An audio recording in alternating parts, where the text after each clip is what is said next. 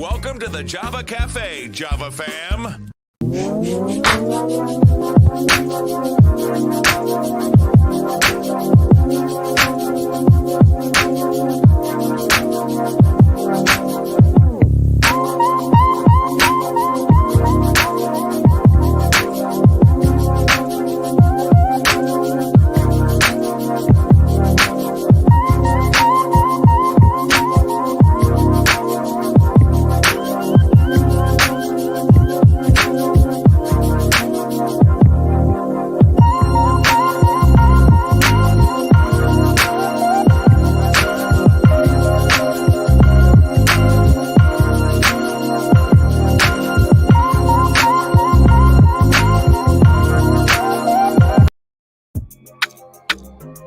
Good morning.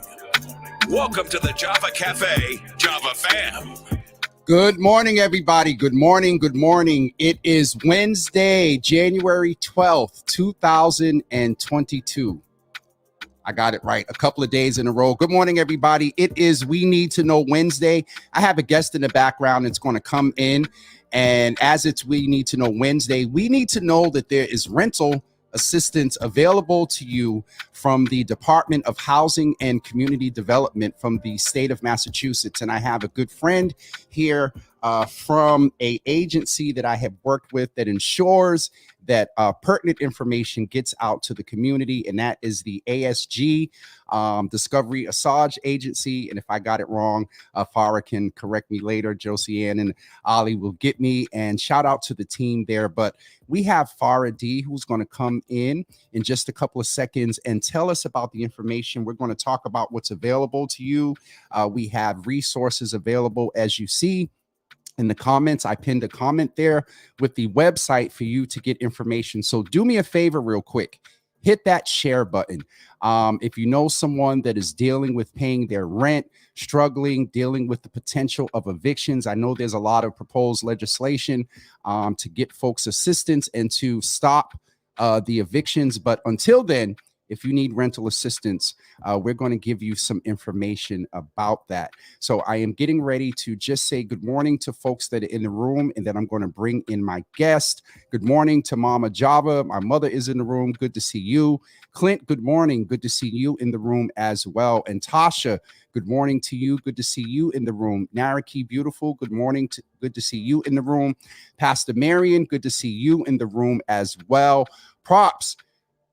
He's sitting here saying he has candles in the room. We got more information coming about that, but Props is in the room as well. I'm going to go ahead and get ready to bring my guest in the room, Phara D, this morning, so we can talk about what's available to you as far as rental assistance. So again, please share this. As you know, our goal as your community-driven platform is to get information out there for resources that are available to you. So without further ado, I would like to introduce Phara. She's going to come in and say good morning to all of you.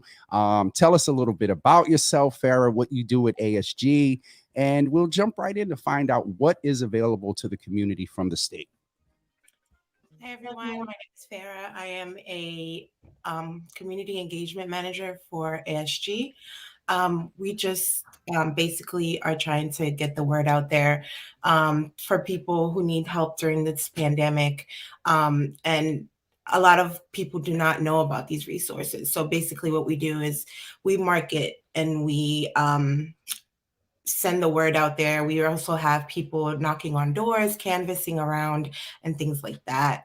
Also doing shows like this, and also radio shows as well, to get the word out there, to help people in the community in Massachusetts. Awesome. And so I know sometimes people tune in when they can. Work schedules have changed. And so if you're watching now, we're putting the number down there for you. And in the comments, the website is shared. And so we just want to make sure that you know that you can call 1-800-474-1822 to get more information. And in the comments, I pinned it there that you can go to the website as well and look at the resources and information. So first of all, Phara, tell me, what is the Department of Housing and Community Development like? I didn't even know the state. I know they look out for people around fair housing and equity, but tell us about that department. So basically, THD, they oversee funding and resources to help people in Massachusetts to live affordable and safely in And house. they have quite a few programs that come out of there. I'm familiar sort of with ERAP on a city level. We were getting information out about that last year during 2020, during the first year of the pandemic. And so tell us about ERAP. What does that stand for? What does it do for the people that apply for it? So ERAB is part of DHD's COVID-19 Eviction Division initiative with Commonwealth. They keep tenants safely in their homes, and they support ongoing expenses of landlords. This program leverages federal funding for eligible low-income tenants who are struggling to pay their rent, utilities, and things like that. So they basically help you to not be homeless, pretty much. Okay, let's just cut straight to the point. It helps you not to be homeless. Yes, So a lot of people lost their job and stuff like that. So absolutely, absolutely. And so, with the pandemic and everything that's going on, what we consider low income, to the state or maybe to the city or to the federal government has changed. And so when you say low income, what is that threshold? What is the measuring stick in which people can know that they're eligible? And I will say, don't second guess, apply. If you need that assistance. But what are the eligibility requirements, Phara? So anyone who lives in the state of Massachusetts, regardless of immigration status, is able to provide income verification as well as proof of household eligibility, are able to apply.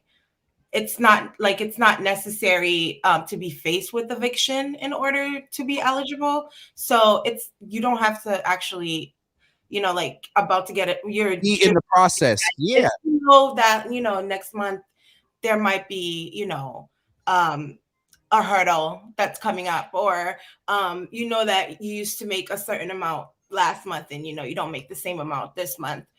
You can call and see if you're eligible and see if we're able to help, because they're trying to help everyone take care of their bills, utilities, and things like that. So Phara, let me just ask that should folk be hesitant to apply? Should they second guess and say, oh, I make this much, I make this? Is the goal to get people to at least apply? Because you really don't know until, they put the numbers and the metrics in the application and they, kind of figure it out. But let's just very quick. What do you say about people that may be hesitant to apply? Should they just go ahead and apply? We are encouraging everyone to apply, no matter what what your income is, because they just want people to apply, and you never know what you make. And then you could, put all your bills together. It may be, higher than what you actually make, Yes. So you never know. So we're just encouraging people to apply and see what they can help them with. They might not be able to help you with everything, but they may be able to help you pay a light bill or a gas bill or something like that. Okay, and I noticed a couple of questions in the comments, and we will look at them in just a couple of seconds, Sharon. And so, what is needed to apply? I heard you mention kind of income eligibility, but can you just repeat, like, what are the eligibility requirements? What do they need? You mentioned that. First of all, let me back up. In the pandemic, there was a lot of frustration from folks like me because you couldn't get this assistance until you were in the eviction process. They have, if I hear you right, that is now changed. So are you saying don't wait until you get the 5-day notice and the notice to quit? Like, if you got an inkling that you might be struggling, you can go ahead and apply. You don't have to be in the eviction process. No, you do not have to be faced with eviction in order to be eligible for this program. Okay. And I'm just going to jump to a couple of questions here just because I know people jump in and out. And so apply. Deidre, apply, and you can call 1-800-474-1822. Cliff, I see you have a question in here. You can call that number, 1-800-474-1822, Cliff, and you can call there and get more information about the application process. And so again, you need income verification. Now, what if you don't have any income? So if you don't have any income, then you don't have anything.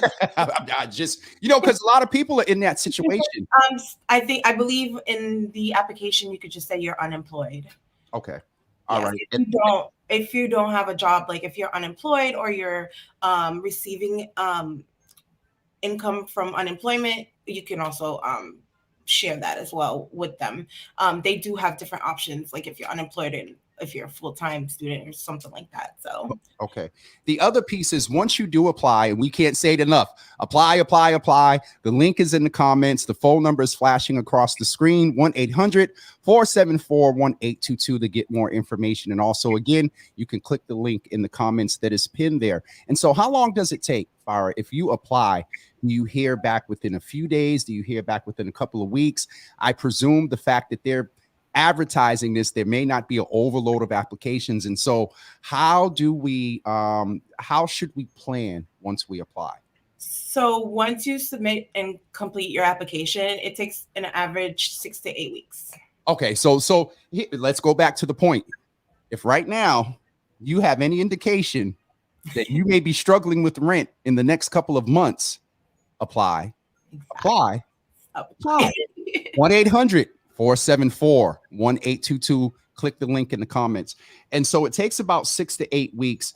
But I can apply, I can get approved. In that 6 to 8 weeks, if I'm dealing with my landlord, like what if they give some pushback? What if they're, don't want to participate? How does it work when you're communicating with the landlord that you may have been granted this assistance? So basically you would have to let your landlord know. They do also, because you have to provide information to them.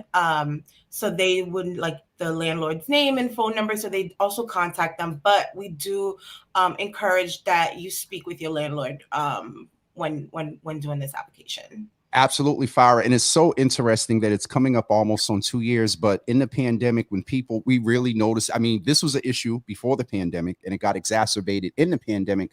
But I found myself telling people, even if you don't have it, communication is everything. So at least if we want to reiterate that point of talking with your landlord if you're struggling. But if you're struggling, say it with me, apply, apply, apply. 1-800-474-1822.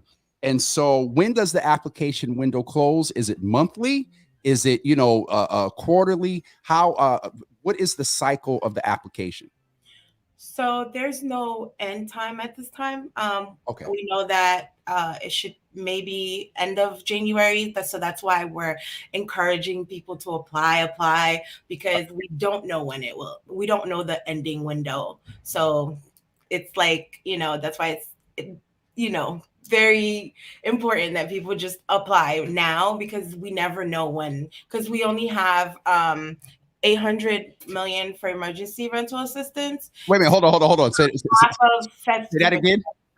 You said 800 million? Yes. Go ahead, keep going. I just want to make sure I heard you right. Yes. So that's half, 50% has been expended to so far. So funds will not last forever. So we are encouraging you guys to please apply if you're a resident of Massachusetts. And so why so much money? What was the need? Why it's a interesting question. I kind of have an idea of the answer, but that amount of money, why are folks in such dire need? Why is there so much funding? I'm almost answering it as we talk, but what is it that you have to say on behalf of ASG and the state? Yeah, because a lot of people don't know that these funds are available, and they experience the barriers to access, the language issues and things like that. So it's crazy that so many people are not aware of these funds and how they could be helped. Even myself, I didn't even know about this until I, started working with this company. So I love the fact that we are going out there and we have people like you who are having us and, spreading the word and letting them know that these funds are available. Absolutely. One point of clarity from one of the viewers. She said, no, James. She said only 800 million, not 800 million. And so it is available. We cannot say it enough. Apply. 1-800 474-1822. We have, is it correct? Some program, let me just ask this question real quick because we have some engaging folks in the room and we're getting information out. Is it correct? Some programs require your landlord and or management agent to agree to be a part of the process. It's my understanding that some programs will not pay the resident directly. Are you aware of that? Because I know some programs will deal directly with the landlord. You did say that there was some communication that EDI or ERAP will have with your landlord. Are you aware? I know it's a random question, but I'm not 100%, but I know the regional administering agency, which is RAA, who processes the application. They're responsible for following up with the landlord and processes it to the landlord. So I'm not 100% sure if the landlord has to accept it or not, because most of them do. I know like some of them actually have to, because it goes straight to the landlord. Okay. But at this moment, I'm not able to confirm whether this program is required for the landlord to participate. But I do know you do have to give the information about the landlord, and they have to contact them. All right, Phara, thank you. Now, this isn't the opinion of the state, ASG or whatever, but this is for you to pay your rent. And so the money you apply, it's going to the landlord. It's not going to your bank account. And then 3 months later, we're back trying to figure it out. That was Jimmy's assertion there. What qualifies as proof of income? Now, if you don't have income, you just say you're unemployed. But what qualifies as proof of income? Is it a couple of pay stubs? Is it a W-2 from last year? Where if not at the end of January, folks are waiting on their 2021 W-2. So what qualifies as proof of income, Phara?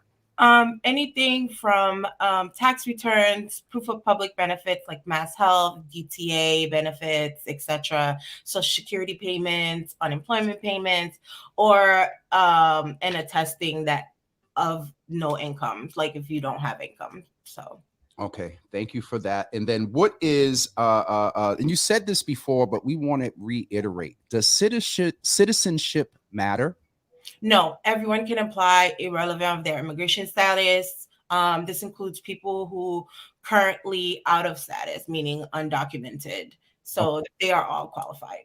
So they're not limited. They don't have to. If you are dealing with the immigration issue, these are one of the programs that you don't have to worry about going to apply, and your immigration issue is going to be exacerbated or blown up in regular terms. So what if I'm in a situation, Phara, where I'm renting from, I'm subletting, I'm renting from a family member. A lot went on with COVID. People had to make things work to have a roof over their head. Does it work for a sublet?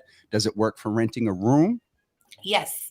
As long as you can provide proof that you live there and you have paid rent and proof of housing, it does not need to be like a formal lease. It could be like a letter from your roommate or whoever's name is on the lease, or a landlord. So if I'm hearing this correctly, the Department of Housing and Community Development has kind of started cutting some what we used to call red tape. Yes, exactly. Okay, that is a good way. We'll put it right there. How else will the information be used? If I provide this information, my income, my needs, is this information being, gathered anywhere or tracked? We talked about the immigration issue, but some people in situations like this, they get concerned about giving up so much personal information. And so how would this information be used is there any information that will be used when you apply for the program? It's determined if this application is just to determine your eligibility with the regional agency, but otherwise kept confidential. But the application does state when permitted by law, it may be released to government agencies, local public housing authorities, regional nonprofit housing agencies, service providers, and civil or criminal investigators and prosecutors.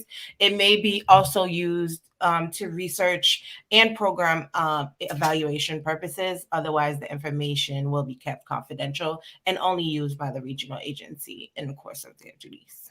Okay. And one quick thing back to the immigration and what's needed to apply for the application? Can you use an ID? Can you use a passport? If you have that, if you're in an immigration status and don't have a, ID, is there anything that you can present for identification purposes as well? You can use any type of government issued ID, and any country is sufficient. Any country, Certificates as well. okay, so not just a state driver's license or a passport. If you come from Guatemala and you have an issued ID, you can use that as your identification. It doesn't have to be U.S. issued. No, it does not.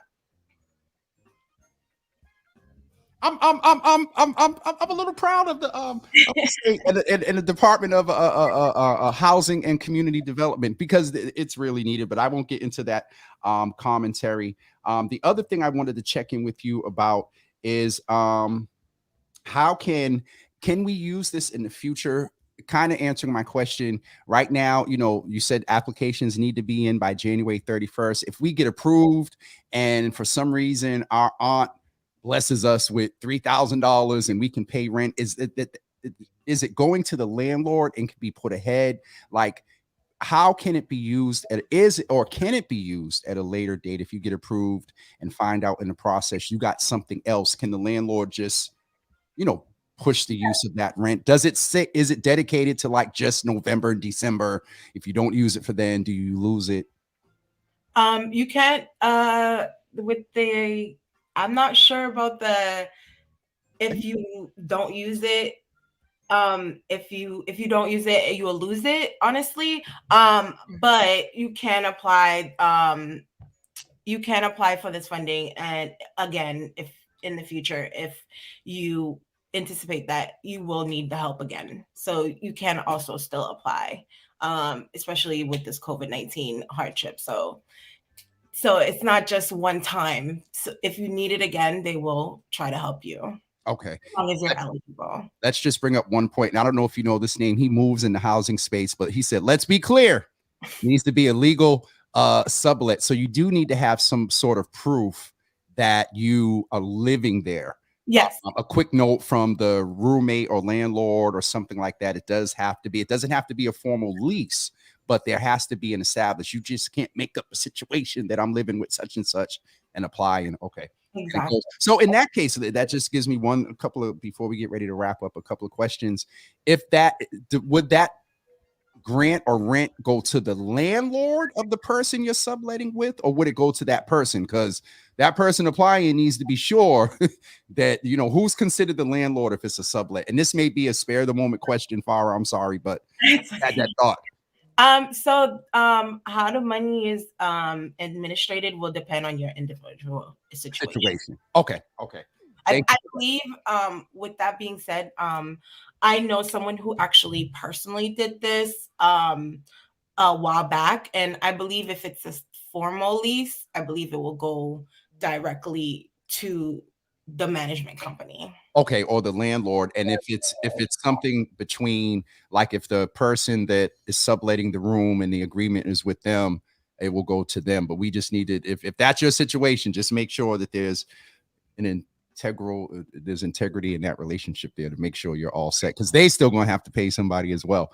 Phara, the last question is, and you kind of already answered it, but you're not getting a check, you're not getting a direct deposit. It's each individual situation, correct? Yes, it depends on your situation, is how they administer the payments. Okay.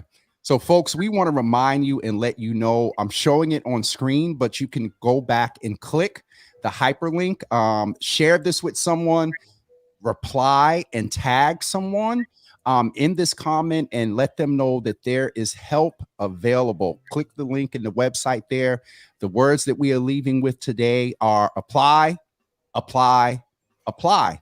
Call if you have questions, 1-800-474-1822, 1-800-474-1822, and you can get in touch with the Department of Housing and Community Development. We want to make sure that this information is out there. The state is dedicated to getting the word out. ASG is assisting with that. So next Wednesday, Phara, your coworker Melanie is going to come in and talk with us a little bit more about this and just reiterate some things. So if you missed it today, if you're tuning in late, you can always go back and watch. But next week, we're going to reiterate the fact that this is available to you. Rental assistance is available to you. So Phara, any closing words? Pretty much just apply. And that is the thing. Yes. Apply. Apply as soon as possible. If you know you're going to need the help, don't be ashamed to come and ask for help. It's not like we're going to call your cousin and say, oh my gosh, Phara's broke. So no, Phara, thank you for that transparency, because I just wanted to be, make it a little funny, because people do sometimes get discouraged. Yes, that's real. Help. So I just wanted to make a little joke and say, don't be afraid to ask for help if you need it, because they are here to help you. Phara, we do that in the Java Cafe all the time, even when we're talking with Greek. That's just how our community deals. Sometimes we make jokes in very serious situations, but we cannot seriously say enough. As Pastor Marion has said, apply. I don't think you can buy a house with this, right? This is for rental assistance. Oh no, actually, if you do own a house, you can. It just would go. They would just send you to a different agency, but they do have options for homeowners as well. So for homeowners, this isn't to help you get. If you were in a home, it'll stabilize you in your home, but you can't use this funding to help purchase a home, correct? Oh, no, I'm not sure. I'm not sure if they have programs for that, because they do, like I said, they have different types of programs. Okay. But I do know if you are a homeowner, you can also apply for this as well, not just renting. Okay. All right. And one last comment. The biggest problem is people don't trust the system or get frustrated with the delay, so they don't apply. And Thaddeus, that is real. And if there's any indication in the outreach effort that they're trying to do to make sure the information gets out, we perceive it as a good indicator that there won't be a bunch of, and what I've heard so far, despite immigration status, proof of income is usually the standard things. But if you're unemployed, you just say you're unemployed. They are accepting IDs from other countries, not just U.S. issued IDs. And so some of that is real. Some of the barriers are really real, but it seems like they are doing their best to make sure that there are less barriers for people to apply for this. So again, let's say it together, Phara, apply. 1-800-474-1822. Phara, thank you so much for coming. Absolutely. And we will have Melanie next week to continue this conversation around some things that we need to know. Phara, thank you so much. And we will be in contact, and give the team at ASG my love there. Thank you. Bye-bye. Everyone, that was a wonderful resource that is available to you. So we can't say it enough. 1-800-474-1822, the Department of Housing and Community Development. Take advantage of that resource that's available to you. I believe that Valentina is in the room, everybody. She is a wonderful senior director or manager at ASC, and is largely responsible for liaising a lot of the information that I'm able to bring to you here in the Java Cafe. So good morning to my baby sister, Tamisha. Oh, we got a new name, y'all. Good morning, Jimmy and Javis. Okay. Valentina, hi, right back at you. Appreciate you so much. Thaddeus, thank you for your input. Belinda, good morning. Sister Soraya, good morning. Pastor Marion, I say good morning. Donna, good morning to you. Toy, good morning. Good to see you in the room. Heidi, good morning again. Rena, good morning. Deidre, good morning. Sharon Cornelius, good morning, Sharon Cornelius. Good morning, Sharon Cornelius. Cliff, good morning to you as well. Pastor Ron Odom was in the room. Good to see you. Mama Java, we got her, Tasha Cliff. I believe I said good morning to everyone this morning, so we are doing well. Listen, tomorrow morning at 9 a.m., I have the opportunity, and there is Phara. Apply. Phara, thank you so much for coming in the room this morning. Make sure you go like and follow Java with Jimmy. Tomorrow morning at 9 a.m., Exit Fame is coming into the room to talk about his new project that was released. We are going to hear one of his tracks, as well as we're going to talk with him about thankfulness. So it's Thankful Thursday tomorrow. We're going to have rhymes and thankfulness tomorrow morning at 9 a.m. And then on Friday, let me get this. I think I have it saved so I can bring the graphic up because Props is just doing so many wonderful things to ensure that we look good here. So I think I have it all set. I mentioned yesterday the fire when I had Rasan on, the fire in the Bronx and also the fire recently in Philly. And we know that a lot of these fires during the winter are caused by improper use of space heaters. And so I reached out to the fire commissioner who is coming in the room, Commissioner John. He prefers to be called Jack Dempsey. He is the fire commissioner for the Boston Fire Department.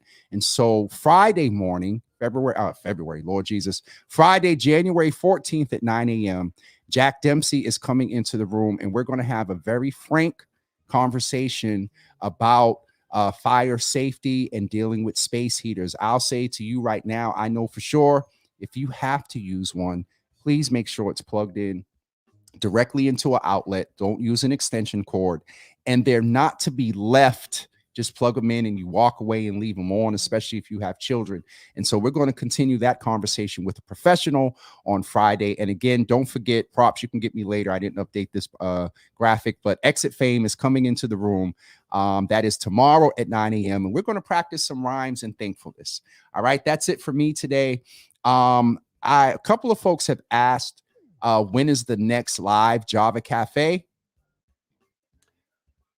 Right now, I do not know. I need to make a decision, actually, I think today, about what we're going to do in January to gather. Will it be a virtual space where we come in on a Saturday? We work with the Underground Cafe for you all to order food from there by a certain time so you can get it by the time we start. And so there'll be an update coming about that. Don't forget, merchandise is available. You can inbox me. A few folks have. We're getting it together. We have black and red hoodies. We also are going to offer some things to you to purchase for your loved one. For Valentine's Day that's coming up, we will have mugs stuffed with some chocolate. We have candles that are coming that are curated by yours truly, along with the wonderful help of Props and team there in Atlanta. Shout out to Katie. And so there's some things percolating here, guys, and just stay tuned. Just stay tuned. All right. I think that's it for me. Next week, I'll just mention it now. Tuesday, Your Healthy Java, Dr. John Betancourt. We're going to come and talk about the impact of health equity. On Wednesday, gubernatorial candidate Sonia Chang Diaz is coming into the room. And on Thursday, State Representative Liz Miranda is coming into the room. And so next week, we're going to continue to percolate the content here in the Java Cafe. And this weekend, Saturday and Sunday, Java with Jimmy is going on the road. That's all I'm going to say. Just look literally for Java with Jimmy on the road. That's it for me today. Thank you all for tuning in this morning. Shout out to Phara and ASG and the Department of Housing and Community Development. Thank all of you for your, I got a whole bunch of comments that came in since I last looked. Okay. Belinda, we will get a Scully. We will get a Scully. Pastor Marion, I got your Valentine's Day. She said, hold it till Valentine's. You want me to send it on Valentine's Day? No, sir, Pastor Marion, I'm messing. I got it. I got the address. I just got to get to the post office. We're going to be careful. Absolutely. Did we talk about Mark? Did Mark announce his run? Hold on, Jesus. I need to go on Twitter. Hold on. I might have some brewing news. It ain't all that brewing. If I'm going to, Rachel, can you text Mark right now and tell him I'm adding him? Let's see. Did Mark Martinez announce his run? 1 hour ago. Y'all know I will call Mark right now. We need to get him in the Java Cafe. Mark Martinez, who is a former staffer for State Representative Jalen. Oh God, Pat Jalen, who was here last year. She did a lot of work around unemployment support and continued unemployment support. And so I'm sure Mark had some work to do helping right around that. So today I'm announcing my run for state representative for the 7th Suffolk District. I have the personal and professional experience needed to tackle our district's biggest issues and deliver real change. Donate now to help start this campaign strong. And don't forget to join our mailing list by visiting the website so that you can stay up to date. Mark Martinez is running for state rep. Look at Mark. Okay. Rachel, thank you so much. Senator look at Rachel with the keys. Senator Jalen, who Mark used to work for. So shout out to Mark for that. He will be in the Java Cafe. What's tomorrow? Thursday, Exit Fame is here. Friday is the Fire Commissioner, Mental Health Mondays. This coming Monday. I don't know. We'll figure it out. But we'll get Mark in the room. All right, everyone. Have an awesome day. Thank you so much for tuning in. And we will see you tomorrow morning with Exit Fame at 9 a.m. Peace, everybody.